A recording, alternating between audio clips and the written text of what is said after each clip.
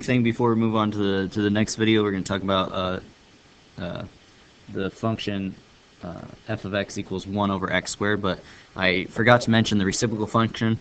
So we have our closest point, right? 1, 1, it goes down to the horizontal asymptote and up to the vertical, and then -1, -1 goes to the left of the horizontal, down to the vertical. Okay, so our domain of this. So our domain is everything, all our x values, right? So I can have every x value except for x equals 0, right? Because my denominator, right, it can't be 0 because I have f of x equals 1 over x, so I can't have 0 on the bottom. So my denominator is everything but 0. So it goes from -infinity to 0, but it can't be 0. And then it goes from 0 to positive infinity. So that's my domain. My range is all my y values, right? So I have y value here, way down here. I still have y values all the way down here, right? I'm coming up from bottom to top. That's how I read my domain. I have y values, have y values, have y values. Right here, I do not have any y values, right? Y equals 0. I don't have any y values there, right? Because when I can't get a y value. There's no x that I can plug in, then I get a y value of 0. But after that, I have y values. Everything after that, I have y values. So my range for the reciprocal is from -infinity up until 0, and then from 0 to infinity. Okay, and then where is it increasing and where is it decreasing? So when we look at these ones, we always take our domain, right? So we're reading our domain from left to right. So from left to right, how is my graph drawn? From left to right, I'm going down, and then I pick up right back here, and from left to right, I'm still going down. So this is only decreasing from -infinity to 0, and from 0 to infinity. So there's no constant here. Even though this looks like a flat line, it's not a constant, okay? Because it's continually going down, and there is no increasing. Now if I flip that, and I was down here, and up here, then it would be totally increasing on both branches. Okay? Alright, so that's and then the horizontal asymptote for all these of the reciprocal function is y equals 0. Okay, so let's move on. Let's look at the function 1 over x squared. And so let's go ahead and plug in some x's into that and see what we get out. So we're going to plug in both positive and negative because when we square a positive and a negative, we always get a positive, right? So this is 1/9, this is 1/4, this is 1. This becomes, when I plug in 1/2 and I square it, I get 1 over 1/4, and then I flip that fraction, so I'm going to get 4. 1/4 squared would be 1/16, so 1 over 1/16, then flip the fraction, I get 16, plug in 0, I'm going to get undefined, right? So again, I'm undefined at the bottom, so my horizontal asymptote for all these, it's 1 over x squared or a over x squared in that form. A would be an integer, okay? So a is any integer or a fraction. It's just not, it doesn't have an x in it, okay? The horizontal asymptote again would be y equals 0. All right, so then we could plot these points. So we see as we go farther out on the positives and the negatives, we're really small numbers, right? So that means we're going to go smaller and smaller and smaller and smaller on both sides, right? All these numbers on our y are all positive. And then as I get closer and closer to smaller x's, 1/2, 1/4, I get bigger and bigger. So this is getting bigger and bigger and bigger and bigger and bigger. Same with this side, bigger and bigger and bigger. So you notice because there's a squared here, that means I have my factors is being squared. So what's going to happen, like when it was odd, one went down and one went up, right? But now on the even factors, when it's even or has a multiplicity of 2 or multiplicity of 4 on my factors, they're either both going to go up, even though I just erased it, both go up, or they will both come down and approach that horizontal asymptote every time there's an even multiplicity on our factors, right? Here our factors x equals 0, right? So if I set the denominator to equal 0, that will give me my vertical asymptote. X squared equals 0, so that means x is equal to 0 with a multiplicity of 2, right? Because it has a multiplicity of 2, they're both going to go up or both going to go down, and we can test that by plugging in just one number to the left and one number to the right of that vertical asymptote. So the domain for this one is going to be again, it's all the way, what are my x's? I have x's way over here, and I have x's way over here. I just don't have this x at 0. So negative infinity up until 0. Can't be 0, and then from 0 to positive infinity. Now my range goes from bottom top. I don't have any y values down here, right? No y values, no y values, no y values. Still no y values right here. Right after 0, I have y values. So that means from 0, but it can't be 0, right? That's why it's a horizontal asymptote. From 0 to positive infinity. And here, decreasing. So here from left to right, what's my domain doing? What are my x's doing? As I plug those in, what do I get for my y? It's increasing. So my graph is increasing from negative infinity up until 0. Remember, I always read from left to right, and it covers my domain. Right? So that takes care of this part of my domain.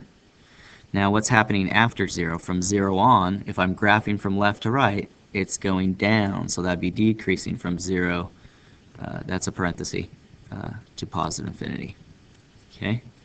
So there is the function f of x equals 1 over x squared, or any type of similar where a over x squared, where a can be a fraction, can be a whole number, it just doesn't have a variable in it. Okay? Alright, so here's an example, y equals 1 over the quantity x plus 2 squared, then subtract 1 after, and then your homework is number 27 on page actually 353. And there it is right there. So here's an example, and then you can try to do your homework problem along with it. So here we go. So again, set the denominator equal, set the denominator equal to 0. So that's x plus 2 quantity squared equals 0.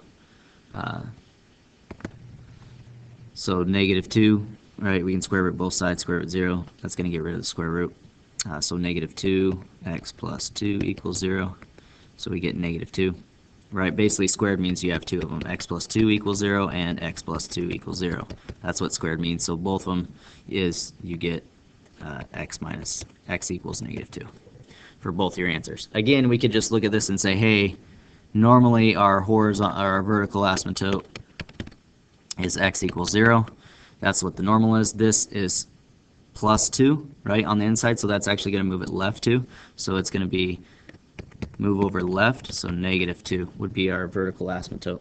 And again, this is squared on bottom, so we're looking at that same type of function. So our horizontal asymptote will be still y equals 0 for both of these, number 27 and your example here.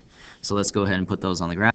Okay, so there we go. There's a vertical asymptote at x equals negative 2, and our horizontal asymptote is y equals 0. Okay, so again, we can just start plugging in points, right? So we can just start plugging in points and see what we get. Or we can basically just take our a, square root it, and then subtract 1 from that, and that will give us our closest point.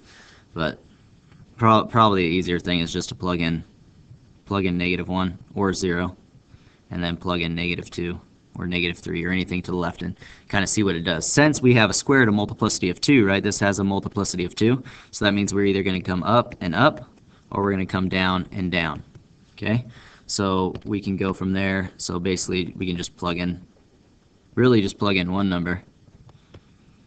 If I plug in negative 1, so that'd be 1 over negative 1 plus 2 quantity squared, and then after that I'm going to subtract 1 after I take 1 divided by that. So negative 1 plus 2 would be a positive 1, and so I have 1, and that's squared. 1 squared is still 1, so we get 1 over 1 and then minus 1, so that's going to be 0, right? So we're here at 0. So at negative 1 we're at 0. Okay. So as you can see, that hits our horizontal asymptote. One thing I didn't mention before, which now I'm mentioning, right? Because of this subtracting 1 at the end, that moves the subtracting 1 moves the horizontal asymptote. Okay, so whatever that is, adding or subtracting, that's going to move our horizontal asymptote. Sorry, I forgot to mention that before. So since it's negative 1 at the end, our horizontal asymptote is actually y equals negative 1, because we're subtracting 1 from that. So we go down, negative 1. Now we can see that that point now does not cross that horizontal asymptote. So now we can graph it. So from that point, it's going to go down to this horizontal asymptote, y equals 1, right? So y equals negative 1, sorry. And then it's going to go up. So that means on this side, since it's a multiplicity of 2, that means it's going to go up probably from right here, right? It's kind of be reflected and approach that one. And we can plug in negative 2. Negative 2, negative 2 wouldn't work. Sorry, negative 3. Negative 3 would be a negative 1. Negative 1 squared is 1. 1 over 1 is 1. 1 minus 1 is 0. So we can see, so that's your graph of that one. And now you can try your homework problem here, and I'm about to do it. So just remember your K, right? Your K is going to move that horizontal asymptote. Okay, so here you go. Here's the homework. So that this negative 3 is going to move that horizontal asymptote. So now we're at 0, 0, or y equals 0. Now it's going to go down 3. And so there's our horizontal asymptote, y equals negative 3. Our vertical asymptote, again, we have a plus 2, so that is going to move to the left. So it's going to move to the left 1, 2. So now we can go ahead and plug in, say, negative 1 or 0. So if we plug in 0, we get 0 plus 2 is 2. 2 squared is 4. Over negative 1. Negative 1/4 minus 3 is a negative 3 and 1/4. So 3 and 1/4 is somewhere, there's 3 and 1/4. So maybe somewhere out there. So it's going to approach from the bottom here, and then it's going to approach that one. And since I know, right, it's multiplicity of 2, that it's going to come down here as well, right? So if I plug in negative 3, or negative 4 actually, because that's 2 away from the vertical asymptote, I should get the same y value, right? So if we plug in negative 4 plus 2 is negative 2. Negative 2 squared is 4. So we get the same negative 1/4 minus 3. And so our graph looks like that. So there you go. So that K at the end, moves that horizontal asymptote. Forgot to mention that in the last video.